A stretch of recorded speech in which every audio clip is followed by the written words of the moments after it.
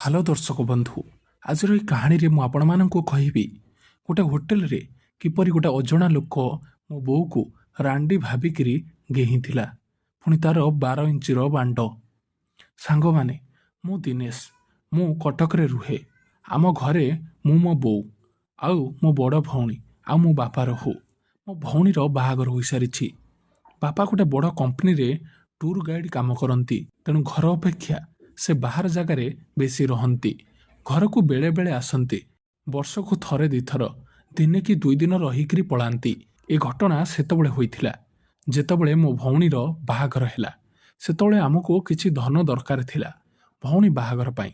ତେଣୁ ବାପା ଆମେ ରହୁଥିବା ପୁରୁଣା ଘରକୁ ବିକିଦେଲେ। ଭଉଣୀ ବାହାଘର ଭଲରେ ହେଇ ସବୁ କାମ ସରିଗଲା। ବାହାଘର ପରେ ବାପା ତାଙ୍କ ସାଙ୍ଗଙ୍କୁ କହି ନୂଆ ଘର ଖୋଜିଲେ। ଘର ଖୋଜିବା ପର୍ଯ୍ୟନ୍ତ ଆମେ ଗୋଟେ ହୋଟେଲରେ ରହିଲୁ। 3 ରୁ 4 ଦିନ ପରେ ଆମେ ସେ ଘରକୁ ଯିବାର ଥିଲା।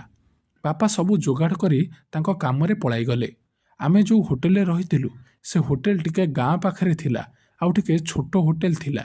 କିନ୍ତୁ ସେଠାରୁ ଆମକୁ ରହିବାକୁ ପଡ଼ିବ ନୂଆ ଘରକୁ ଯିବା ପର୍ଯ୍ୟନ୍ତ। କିନ୍ତୁ ମୁଁ ଜାଣିଥିଲି ସେ ହୋଟେଲରେ ରାତିରେ ରାଣ୍ଡି କାମ ଚାଲିଛି। ଝିଅ ବା ମାଇକିନାଙ୍କୁ ଆଣି ଲୋକେ ଏଠି ଘିଆଁ ଘିଁ କରନ୍ତି।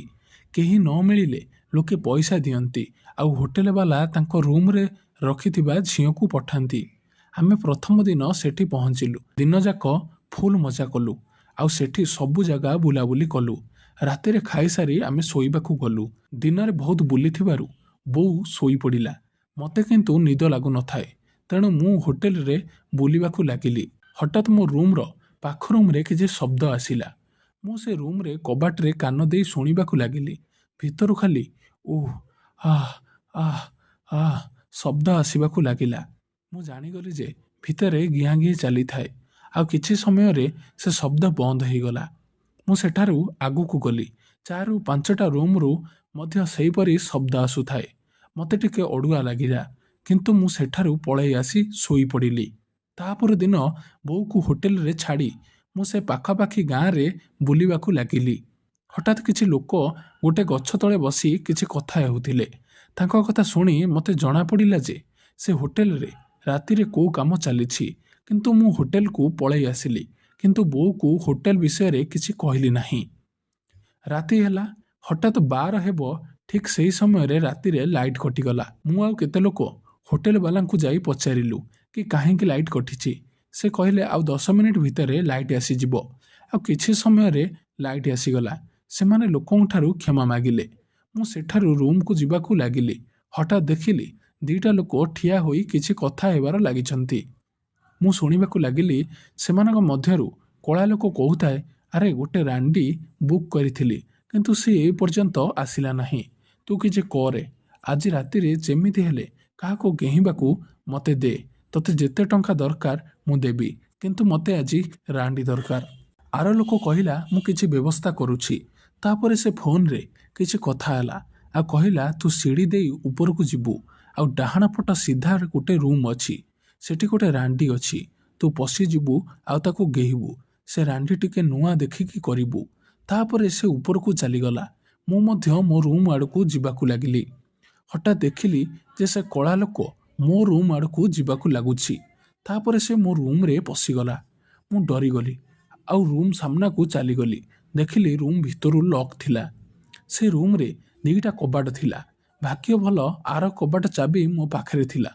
ମୁଁ ଧୀରେ ସେ ଯାଇକରି ପଛ କବାଟ ଖୋଲି ଧୀରେ ସେ ରୁମ୍ରେ ପଶିଗଲି।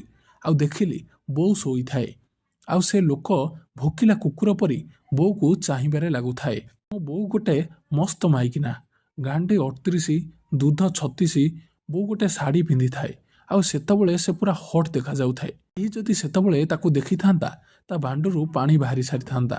ସେ ଲୋକର ମଧ୍ୟ ସେଇ ଅବସ୍ଥା। ସେ ପୁରା ପାଗଳ ହୋଇଗଲାଣି। ତାପରେ ସେ ଲୋକ ପ୍ୟାଣ୍ଟ ଖୋଲିଦେଲା ଆଉ ଚଢ଼ିରେ ଆସିଗଲା। ତା ବାଣ୍ଡ ଚଢ଼ିରେ ଜାଗା ହେଉନଥାଏ। ପୁରା ଚଢ଼ି ଫାଟି ବାହାରିବା ଅବସ୍ଥାରେ ଥାଏ। ତାପରେ ସେ ବୋଉ ଗାଣ୍ଡିରେ ହାତ ରଖିଲା ଆଉ ଗାଣ୍ଡି କଣାରେ ସଲସଲ କଲା। ତାପରେ ସେ ବୋଉକୁ ମୁଣ୍ଡ ଉପରକୁ କରି ଶୁଆଇଦେଲା ଆଉ ବୋଉ ବ୍ଲାଉଜକୁ ଖୋଲିଦେଲା। ବୋଉ ଭିତରେ କିଛି ପିନ୍ଧିନଥିଲା। ସେଥିପାଇଁ ବୋଉ ଦୁଧ ବାହାରି ଆସିଲା। ମୋର ଦୁଧ ଏପର୍ଯ୍ୟନ୍ତ ଝୁଲି ନଥିଲା। କୋଉ ଜବାନ ଟୋକି ପରି ପୁରା ଫୁଲିକିରି ଦେଖାଯାଉଥିଲା। ତାପରେ ସେ ଲୋକ ବୋଉ ଦୁଧକୁ ଦି ହାତରେ ଧରିଲା, କିନ୍ତୁ ତା ହାତରେ ପୁରା ଦୁଧ ଆସୁନଥିଲା। ସେ ଟିକେ ଚିପିଲା, ଆଉ ଗୋଟେ ଦୁଧକୁ ପାଟିରେ ପୂରେଇ ଚୁମିବାକୁ ଲାଗିଲା। କିଛି ସମୟ ଚୁମିବା ପରେ ସେ ଗୋଟେ ହାତକୁ କୋଉ ଶାଢ଼ୀ ଭିତରେ ପୂରେଇ ବିଆରେ 2 ଆଙ୍ଗୁଠି ପୂରେଇଛି କି ନାହିଁ, ବୋଉ ହଠାତ୍ ଉଠିଗଲା ଆଉ ସେ ଲୋକକୁ ଧକ୍କା ଦେଲା। ସେ ଲୋକ ଟିକେ ପଛକୁ ଗଲା ଯେ ବୋଉ କହିଲା, କିଏ ତମେ? ମୋ ପୁଅ କାହିଁ? ଆଉ ତମେ କ'ଣ କରୁଛନ୍ତି? କହି ବୋଉ ବ୍ଲାଉଜ ପିନ୍ଧିବାକୁ ଲାଗିଲା। ସେହି ସମୟରେ ସେ ଲୋକ ବୋଉ ହାତକୁ ଧରିଲା ଆଉ କହିଲା, ଆଜି ରାତିରେ ତତେ ଗେହିବାକୁ ମୁଁ ଟଙ୍କା ଦେଇଛି ହୋଟେଲବାଲାଙ୍କୁ। ଆଜି ଯେମିତି ହେଲେ ବି ତତେ ଗେହିବି। ଏତିକି କହି ସେ ବୋଉ ବ୍ଲାଉଜକୁ ଧରି ଗୋଟେ ଝଟକାରେ ଟାଣି ଆଣିଲା, ଯାହା ପାଇଁ ବୋଉର ବଡ଼ ବଡ଼ ଦୁଧ ପବନରେ ଦୋହଲିବାକୁ ଲାଗିଲା। ତାପରେ ସେ ଲୋକ ବୋଉର ଶାଢ଼ୀକୁ ବି ଟାଣି ଫୋପାଡ଼ି ଦେଲା। ବୋଉ ଏବେ ପାଟିରେ ଥିଲା ଆଉ କହୁଥାଏ କି ଛାଡ଼ିଦିଅ ମୋତେ, ମୋ ସ୍ୱାମୀଙ୍କୁ ମୁଁ ଧୋକା ଦେଇପାରିବିନି। ମୋ ପୁଅ ବାହାରେ ଅଛି, ତମେ ମୋତେ ବାହାରକୁ ଯିବାକୁ ଦିଅ। ମୋ ପୁଅ ମୋତେ ଏ ଅବସ୍ଥାରେ ଦେଖିଲେ ମୋତେ ଖରାପ ଭାବିବ। କିନ୍ତୁ ସେ ଲୋକ ବୋଉକୁ ଧରି ଖଟ ଉପରକୁ ଫୋପାଡ଼ି ଦେଲା। ଆଉ ବୋଉ 2 ଗୋଡ଼କୁ 2 ପଟକୁ ମିଲେଇ ଦେଲା ଆଉ ପାଟିକୁ ଦାନ୍ତରେ କାମୁଡ଼ି ଚିରିଦେଲା। ବୋଉ ବିଆରେ ଜମା ବାଳ ନଥିଲା, ବୋଧହୁଏ ସେ ବିଆରୁ ସବୁ ବାଳ କାଟି ଦେଇଥିଲା। ସେ ଲୋକ ବୋଉ ବିଆରେ ପୁରା ଜିଭ ପୁରାଇ ବିଆର ଦାନାକୁ ଚୁଷିବାକୁ ଲାଗିଥାଏ। ବୋଉକୁ ବୋଧେ ମଜା ଲାଗୁଥାଏ, କିନ୍ତୁ ସେ ମୁହଁ ଖୋଲି କହିପାରୁନଥିଲା। କିଛି ସମୟ ପରେ ବୋଉ ବିଆରୁ ପାଣି ବାହାରିଗଲା। ସେ ଲୋକେ ପୁରା ପାଣି ପିଇଗଲା।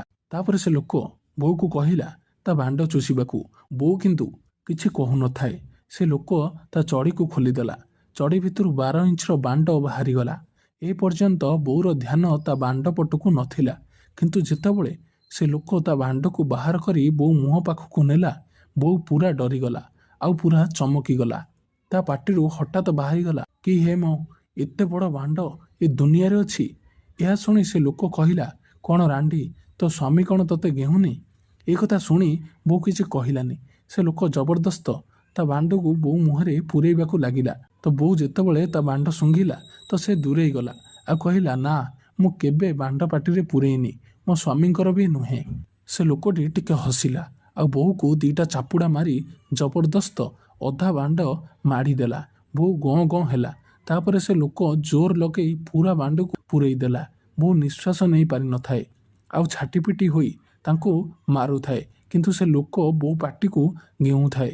ବୋଉର ପୁରା ତଣ୍ଟି ପର୍ଯ୍ୟନ୍ତ ବାଣ୍ଡ ପଶିଥାଏ। 6-7 ମିନିଟ୍ ପରେ ସେ ଲୋକ ତା ପୁରା ବାଣ୍ଡର ଧଳା ଦହି ବୋଉ ପାଟିକୁ ଛାଡ଼ିଦେଲା, କିନ୍ତୁ ତାର ଏତେ ପାଣି ବାହାରିଲା ଯେ ବୋଉ ପାଟିର ଓଠରୁ କିଛି ବାହାରିଗଲା। କିଛି ସମୟ ପରେ ତା ବାଣ୍ଡ ପୁଣି ଠିଆ ହୋଇଗଲା ଆଉ ସେ ବୋଉକୁ କୁକୁର ଗେଇଁଲା ଭଳି କରିଦେଲା। ଆଉ ବୋଉ ବିଆକୁ ମେଲେଇକିରି ବାଣ୍ଡ ପୂରେଇବାକୁ ଚେଷ୍ଟା କଲା, କିନ୍ତୁ ବଡ଼ ବାଣ୍ଡ ହୋଇଥିବାରୁ ବାରମ୍ବାର ଖସି ଯାଉଥିଲା। ସେ ଆଉ ଟିକେ ଚେଷ୍ଟା କଲା।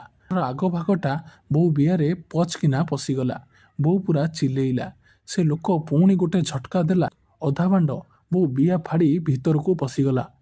ବୋଉର ଆଖି ବାହାରକୁ ବାହାରି ଆସିଲା ଆଉ ଯେମିତି 4ଟି ରାତିରେ ଝିଅର ସିଲ୍ ଭାଙ୍ଗିଲା ପରି ମୋ ବୋଉ ଚିଲଉଥାଏ। ତା ବିଆରୁ କିଛି ରକ୍ତ ବୋହି ଖଟରେ ପଡ଼ୁଥାଏ। କିଛି ସମୟ ପରେ ସେ ଲୋକ ପୁରା ବାଣ୍ଡ ବୋଉ ବିଆରେ ପୂରେଇ ପୁରା ସ୍ପିଡରେ ଗେହୁଁଥାଏ। କିଛି ସମୟ ପରେ ବୋଉ ଆଉ ନିଜ ଉପରେ ନିୟନ୍ତ୍ରଣ ରଖିପାରିଲା ନାହିଁ। ଆଉ ଆଃ ଆଃ ଆଃ ଆଉ ଜୋର ଆଃ ଆଃ। ମୋ ସ୍ୱାମୀ ମୋତେ ବେଶୀ ଗେହନ୍ତି ନାହିଁ। ତାଙ୍କ ବାଣ୍ଡ ବହୁତ ଛୋଟ। 4-5 ମିନିଟରେ ତାଙ୍କ ବାଣ୍ଡରୁ ପାଣି ବାହାରିଯାଏ। ଏକଥା ଶୁଣି ସେ ଲୋକ ଖୁସି ହେଲା ଆଉ ଜୋରରେ ଗେହିବାକୁ ଲାଗିଲା ଆଉ କହିଲା, ମୁଁ ଏତେ ବିଆ ଚାଖିଛି, କିନ୍ତୁ ତୋ ଭଳି ମାଲ ଆଜି ପର୍ଯ୍ୟନ୍ତ ଦେଖିନଥିଲି। ଏମିତି କିଛି ସମୟ ତାଙ୍କ ଗିଁ ଗିଁ ଚାଲିଲା। 40 ମିନିଟ୍ ପରେ ସେ କହିଲା, ମୋର ବାହାରିବ, କୋଉଠି ବାହାର କରିବି? ବୋଉ କହିଲା, ତମେ ବିଆରେ ଛାଡ଼ିଦିଅ, ମୁଁ ତମ ପିଲାର ମା' ହେବାକୁ ଚାହେଁ, ତମେ ହିଁ ମୋ ଅସଲି ସ୍ୱାମୀ। ତାପରେ ସେ ଲୋକ ବୋଉ ବିଆରେ ସବୁ ମାଲ ଖଲାସ କରିଦେଲା। ବୋଉ ସେ ଲୋକକୁ କୁଣ୍ଢେଇକିରି ଗେଲ କରୁଥାଏ। ତାପରେ ସେ ଲୋକ ଆଉ ଥରେ ବି ବୋଉକୁ ଗେଇଁଲା ଆଉ କିଛି ସମୟ ପରେ ସେ ରୁମ୍ରୁ ପଳାଇଗଲା। ମୁଁ ବୋଉ ଆଉ ସେ ଲୋକର ଭିଡ଼ିଓ କରି ଦେଇଥିଲି। ରୁମ୍କୁ ଗଲି, ଦେଖିଲି ବୋଉ ଶୋଇଛି। ମୁଁ ତାଙ୍କୁ କିଛି ନ କହି ଶୋଇଗଲି। ସକାଳେ ଆମେ ଉଠି ସେଠୁ ପଳାଇ ଆସିଲୁ। କିଛି ଦିନ ପରେ ସାହସ କରି ମୁଁ ବୋଉକୁ ତା କଳାକାରନାମା ବିଷୟରେ କହିଲି। ପ୍ରଥମେ ତ ବୋଉ ରାଗିଗଲା ଆଉ ତାପରେ ମୁଁ ତାଙ୍କୁ ସେ ଭିଡ଼ିଓ ଦେଖେଇଲି। ତାପରେ ତାଙ୍କୁ କହିଲି, ମୁଁ ବି ତତେ ଗେହିବାକୁ ଚାହୁଁଛି। ଆଉ ସେ ମାନିଗଲା, କହିଲା, କେବଳ ରାତିରେ ମୋତେ ଗେହିବୁ, ସକାଳେ ଆମେ ମା' ପୁଅ ଆଉ କାହାକୁ ଏକଥା ଯେମିତି ଜଣା ନ ପଡ଼ୁ। ମୁଁ ବି ରାଜି ହେଇଗଲି। ଆଉ ସବୁ ରାତିରେ ଆମେ ମା ପୁଅରୁ ସ୍ୱାମୀ ସ୍ତ୍ରୀ ହେଇଯାଉ। ମୋ ଗେହିବାରେ ସେ ବହୁତ ଖୁସି ବି ହୋଇଥାଏ। କାହାଣୀଟି ଯଦି ଆପଣମାନଙ୍କୁ ଭଲ ଲାଗିଲା ତେବେ ଭିଡ଼ିଓଟିକୁ ଲାଇକ୍ଟିଏ କରନ୍ତୁ। ତେବେ ଦର୍ଶକ ବନ୍ଧୁ, ଏପରି କିଛି ନୂଆ ନୂଆ ଭିଡ଼ିଓ ଦେଖିବା ପାଇଁ ଆମ ଚ୍ୟାନେଲଟିକୁ ସବସ୍କ୍ରାଇବ୍ କରିକି ରଖନ୍ତୁ। How to start day trading? Day trading is a type of trading where you buy and sell stocks or other financial instruments on the same day. This means that you are not holding on the investment overnight and you are trying to profit from short-term price movements. This can be very profitable way to invest, but it is also very risky. If you are not careful, you can lose a lot of money. If you are thinking about day trading, it is important to do your research and learn as much as you can about the market. You should also start with a small amount of money and gradually increase your investment as you become more experienced. Learn the basic of the stock market. Before you start day trading, it is important to have a good understanding of how the stock market works. This includes understanding things like how stocks are priced, how to read a stock chart, and how to use fundamental analysis. Step 2. Choose a broker. You will need to open a trading account with a trusted broker like Bajaj Finance, Zerodha, Security Limited, BFSL in order to start day trading. Step 3. Set up a demo account. You can set up a demo account on many online platforms nowadays. This is a practice account that allow the to trade with virtual money. This is a great way to learn how to trade without risking any real money. Step 4. Develop a trading strategy. Before you start day trading with real money, you need to develop a trading strategy. This is a plan that will help you make trading decision. Your trading strategy should include things like your risk tolerance, your profit targets, and your stop loss level. Step 5. When you first start day trading, it is important to start small. This will help you minimize your risk. You can gradually increase your investment as you become more experienced.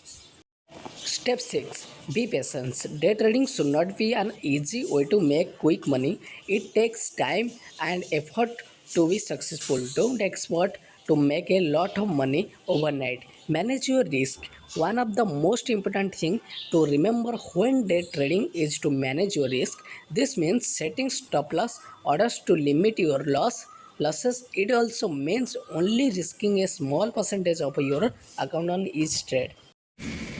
Step 8. Day trading can be very stressful. It is important to take breaks throughout the day to avoid making rash decisions. Step 9. Stay disciplined. It is important to stay disciplined when day trading. This means sticking to your trading plan and not letting your emotion get the best of plan. Step 10. Get help if you need it. If you are struggling to successful with day trading, there are many resources available to help you. You can find many websites and books that can teach you how to day trade.